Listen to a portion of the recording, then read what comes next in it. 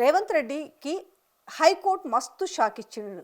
తెలంగాణ ముఖ్యమంత్రి రేవంత్ రెడ్డికి ఏం షాక్ ఇచ్చిన గతంలో ఏం మాట్లాడింది? ఎక్కువ రోజులు కాదు, మొన్ననే కదా మాట్లాడింది. వాహనంపై చలాన్ పడ్డ వెంటనే బ్యాంక్ అకౌంట్ నుంచి డబ్బులు కట్ అవ్వాలి.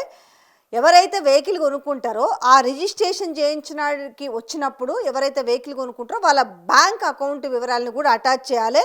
ఆ వివరాలని సింక్ చేయాలి. అకౌంట్ని ఈ వెహికల్కి సింక్ చేస్తే ఏమవుతుందంటే రిజిస్ట్రేషన్ అప్పుడు ఎప్పుడైతే ఆ బండి మీద కానీ ఆ కారు మీద కానీ సదరు చలాన్ పడుతుందో ఇమ్మీడియట్లీ ఆటోమేటిక్గా డబ్బులు కట్ అవ్వాలి అనేసి సీఎం రేవంత్ రెడ్డి చెప్పిండు.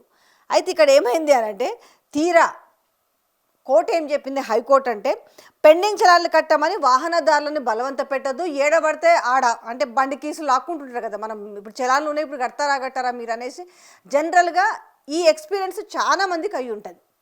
ఇప్పుడు కట్టురు మీ బండి మీద 4 ఉన్నాయో 5 ఉన్నాయో కారుకు 2 ఉన్నాయో 3 ఉన్నాయో అది ఇప్పుడే కట్టాలి, లేకపోతే బండి కీస్ తీసుకుంటాం కార్ కీస్ తీసుకుంటాము అనేసి చెప్పిన సందర్భాలు, మిమ్మల్ని భయపెట్టిన సందర్భాలు ఉంటాయి కదా.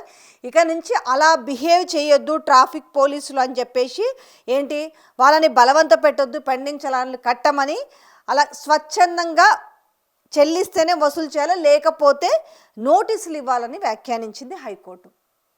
రేవంత్ రెడ్డి ఏం చెప్పిండు, చలాన్ పడ్డ వెంటనే బ్యాంక్ నుంచి కట్ అవ్వాలని చెప్పి. ఇప్పుడు హైకోర్టు ఏం చెప్పింది, వాళ్ళకి నోటీసులు ఇవ్వండి, వాళ్ళు స్వచ్ఛందంగా కడితే తీసుకోండి, బండ్లు ఆపకండి, బండ్ల కీస్ తీసుకోకండి, కార్ల కీస్ తీసుకోకండి అని చెప్పింది. కానీ చలాన్స్ పెండింగ్ చలాన్స్ కట్టాలి, కానీ ఈ తీసుకునే విధానము కరెక్ట్ కాదు అని చెప్పేసి హైకోర్టు చెప్పింది.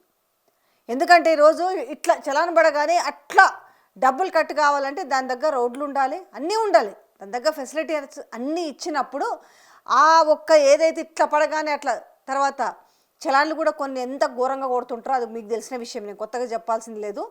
ఎంత ఘోరంగా తెలుసా, సపోజ్ ఇక్కడ ఒక చలాన్ కొడతారు, ప్లేస్ వేరే దగ్గర పెడతారు, దాంట్లో ఇంకా చాలా ఉన్నాయి దీంట్లో జిమ్మిక్కులని. సో ఇది కనుక ఒకవేళ ఆటోమేటిక్గా ఇట్లా పడగానే అట్లా కట్టేది ఉంటే మాత్రం మొత్తం వాహనదారులను మొత్తం జేబులు లూటీ చేస్తారు.